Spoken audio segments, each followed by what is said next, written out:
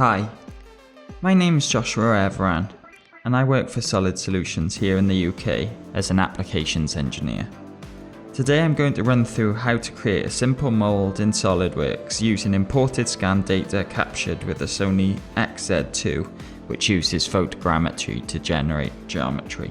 We're going to start today by opening a new SolidWorks part document and utilising the GeoMagics add-in to import our existing scan data.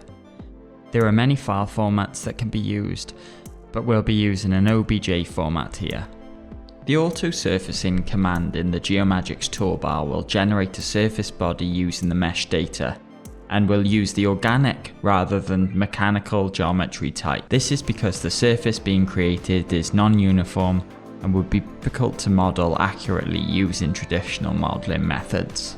Using import diagnostics to check for faulty faces, and the dissolve feature command to break its links to the original mesh.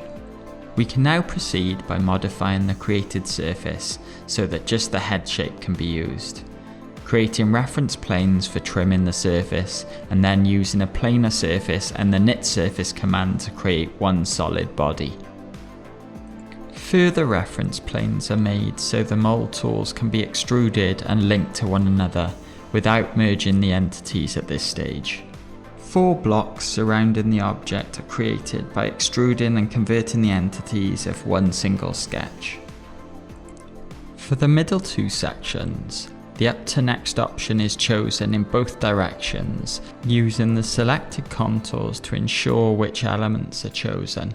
Using the different display options available in SolidWorks, it is easier to keep track of the changes and modifications along the way. The next step of the process makes use of the Move Copy Body commands, as well as the Combine tool to add or remove material from the multi-body part that we've created so far. The Combine feature is used to remove the head shape from the mold sections, and the end result is the multi-body part we see here. Now to add some location points so that the tool will be easy to assemble and fill. These steps could have been created in a manner of different ways, but I've continued with the Move Copy Bodies and Combine method to add and remove material for locating each section. A simple cut extrude with draft angles is used to make the injection hole at the base of the model. Once the model is complete as a multi-body part, the Save Bodies function is used to create individual SolidWorks parts to be used in an assembly. Parts are mated into position, and exploded view steps can be added and animated in either the model view or by using the Motion Study tab to create more in-depth rendered videos. Making use of keyframes and creating transitions around the model will show off your work and is relatively straightforward to demonstrate your ideas.